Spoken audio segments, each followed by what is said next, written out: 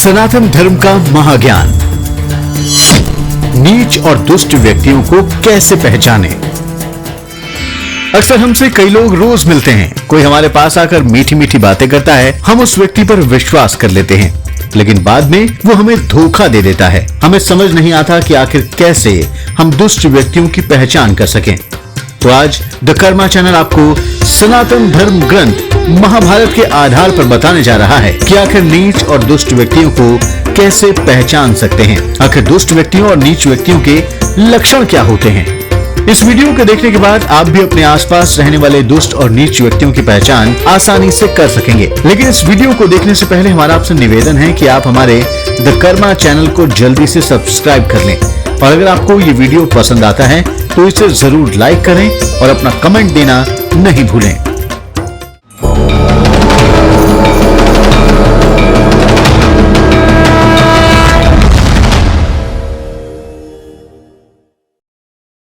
तो चलिए शुरू करते हैं दुष्ट व्यक्तियों की पहचान का सिलसिला।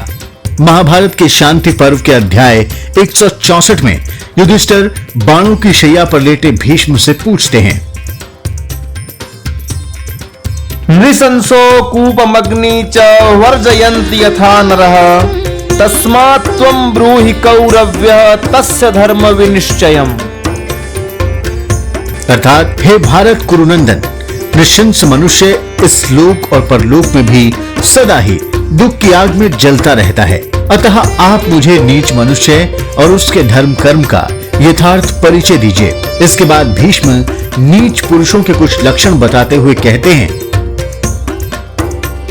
स्पृहा स्यात् गर्हिता चैव विधित्सा चैव कर्मणाम् आक्रोष्टा कृष्यते चैव वंचितो बुध्यते सच।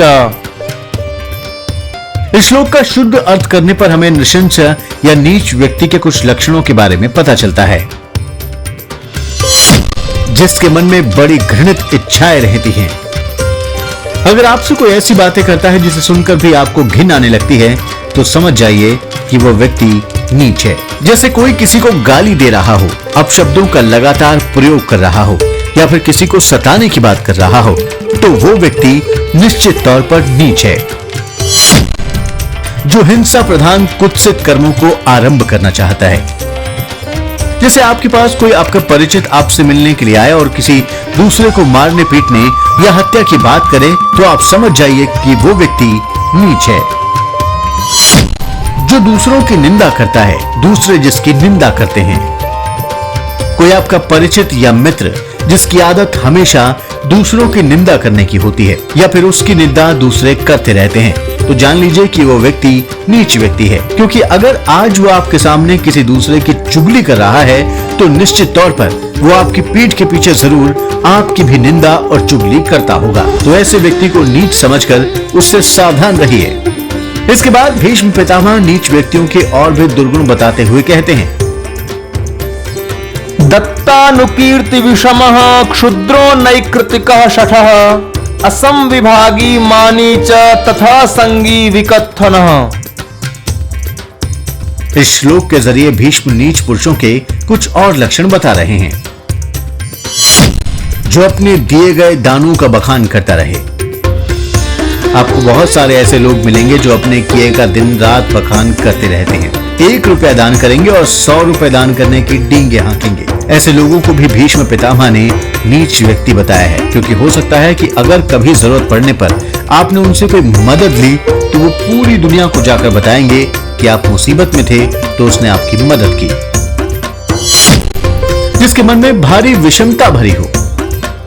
भीष्म पितामह नीच व्यक्ति का एक और बड़ा दुर्गुण बताते हुए कहते हैं कि ऐसे व्यक्ति अमीर गरीब ऊंच नीच में बहुत भेदभाव करते हैं। गरीबों को देखकर उनका अपमान करते हैं और अमीरों के तलवे चाटते हैं। ऐसे लोग महाभारत में नीच पुरुष माने गए हैं। ऐसे लोगों से सावधान रहना ही बेहतर है। जो दूसरों की नौकरी खा जाए। भीष्म पितामह बताते हैं, जो दूसरे लोगों की जीविका का नाश करने वाला व्यक्ति होता है, वो नीच और पतित इंसान होता है। आपके ऑफिस में भी ऐसे बहुत सारे लोग होते हैं जो बॉस के सामने दूसरे कर्मचारियों की बुराई कर, उसके खिलाफ साजिश कर, उसे नौकरी से बाहर करवा देते हैं। ऐसे लोग दूसरों के परिवारों की आर्थिक स्थिति का भी ख्याल नहीं करते। ऐसे लोगों को सनातन धर्म में नीच कहा गया है। जिसे सिर्फ अपने खाने पीने की चिंता हो। भीष्म कहते हैं ऐसे लोग भी होते हैं जो सिर्फ खुद के खाने पीने की चिंता करते हैं और दूसरों के साथ शेयर करने में यकीन नहीं रखते। महाभारत के अनुसार ऐसे लोग पतित या नीच ही कहे जाते हैं। जो घमंडी इंसान हो। महाभारत के शांति पर्व में भीष्म युधिष्ठिर को अहंकारी लोगों से दूर रहने की सलाह देते हैं। ऐसे अहंकारी लोग दूसरों की मान प्रतिष्ठा का ख्याल नहीं रखते और दूसरों को अपमानित करते रहते हैं। ऐसे लोगों को लगता है कि वो ही इस संसार में श्रेष्ठ हैं, जबकि वास्तव में सनातन धर्म के अनुसार खुद को श्रेष्ठ समझने का अहंकार रखने वाला इंसान नीच प्रवृत्ति का होता है। भीष्म पितामह महाभारत के सबसे महान ज्ञानी पुरुष कहे गए हैं। स्वयं भगवान श्री कृष्ण ने युधिष्ठिर को भीष्म पितामह से ज्ञान लेने के लिए भेजा था। भीष्म नीच पुरुषों के दुर्गुणों को आगे बताते हुए कहते हैं, सर्वातिशंकी पुरुषो बलिशः कृपणोऽथवा वर्ग प्रशंसी सततम आश्रमद्वेष संकरी। जो दिन रात अपनी ही डींग हाँकता हो। आपके आसपास ऐसे बहुत सारे लोग होते हैं जो दिन रात अपनी ही तारीफों के पुल बांधते रहते हैं। ऐसे लोग अपने छोटे से काम को भी बड़ा चढ़ाकर बताते हैं। आजकल ऐसे लोगों के बारे में कहा जाता है कि वो अपनी मार्केटिंग करने में माहिर हैं, लेकिन दरअसल ये लोग दूसरों के अच्छे कामों को ढककर सिर्फ अपनी तारीफ कर फायदे उठाते हैं। भीष्म ने युधिष्ठिर को ऐसे नीच लोगों से भी दूर रहने के लिए कहा है। जो हर बात में शक करता है। आपके ऑफिस में, आपके पड़ोस में, आपके रिश्तेदारों में ऐसे बहुत सारे लोग होते हैं जो हर बात पर, हर किसी पर शक करते रहते हैं। ऐसे लोगों के साथ कुछ देर भी रहना कठिन हो जाता है। भीष्म ऐसे लोगों को भी नीच व्यक्ति मानते हैं। भीष्म ने ऐसे शक्की लोगों से सभी को दूर रहने का संदेश दिया है। धर्मात्मा और गुणवानों का तिरस्कार करने वाला। भीष्म पितामह ने युधिष्ठिर को कई और बातें भी बताई हैं जिनसे हम बुरे लोगों की पहचान कर सकते हैं। आगे के श्लोक में भीष्म कहते हैं, धर्मशीलम गुणोपेतम पापमित्यवगच्छति आत्मशील प्रमाणेन न विश्वसिति कस्यचित्। इस श्लोक के अनुसार नीच व्यक्ति सिर्फ खुद के स्वभाव को ही अच्छा मानता है और धर्मात्मा और गुणवान लोगों को भी पाप ही मानता है। ऐसा व्यक्ति खुद ही नीच प्रवृत्ति का होता है। किसी की कमजोरी का फायदा उठाने वाला। हर इंसान में कोई ना कोई बुराई होती ही है। कोई भी इंसान परफेक्ट नहीं होता। सबकी लाइफ का कोई ना कोई सीक्रेट होता है जिसे वो किसी से भी शेयर नहीं करना चाहता। ऐसे में नीच व्यक्ति का हमारे लिए क्या व्यवहार होता है, ये भीष्म पितामह से सुनिए। परेषां यत्र दोषः स्यात् तद्गुह्यं संप्रकाशयेत् समाने स्वेषु दोषेषु वृत्त्यर्थम् उपघातयेत्। इस श्लोक के जरिए भीष्म ये बता रहे हैं कि नीच पुरुष जहाँ दूसरों की बदनामी हो सकती है वहाँ उसके सीक्रेट्स को भी प्रकट कर देता है तथा अपने तथा दूसरों के अपराध बराबर होने पर भी वह अपनी नौकरी या पैसे के लिए दूसरों का सर्वनाश कर देता है। कई लोग आपके ऑफिस में ऐसे होते हैं जो आपके किसी सीक्रेट या किसी मिस्टेक को बॉस के सामने उजागर कर आपकी नौकरी को खा जाते हैं, भले ही यही गलती उस नीच पुरुष ने भी की हो। भीष्म ऐसे लोगों से हमेशा बचकर रहने की सलाह देते हैं। भलाई का जमाना ही नहीं रहा। भीष्म पितामह युधिष्ठिर को बताते हैं कि कई बार आप किसी नीच पुरुष की भलाई भी कर दो तो वो आपको टेकन एज ग्रांटेड लेने लगता है, उल्टा आपको ही किसी जाल में फंसा हुआ समझता है। भीष्म इस श्लोक के जरिए कुछ यही बता रहे हैं।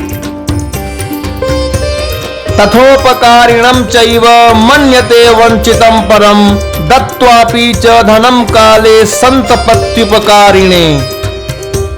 इस श्लोक का अर्थ यह है कि नीच पुरुष पर अगर आप कोई एहसान भी करते हैं तो वो आपको ही किसी जाल में फंसा हुआ समझता है, और अगर कभी किसी नीच पुरुष ने किसी को कोई पैसा उधार दे भी दिया तो उसके लिए वो बहुत दिनों तक परेशान रहता है। तो दोस्तों, यह है नीच पुरुषों के लक्षण जो महाभारत में भीष्म ने युधिष्ठिर को हजारों साल पहले बताए हैं, है ना? ये आज भी कितने ही सच्चे।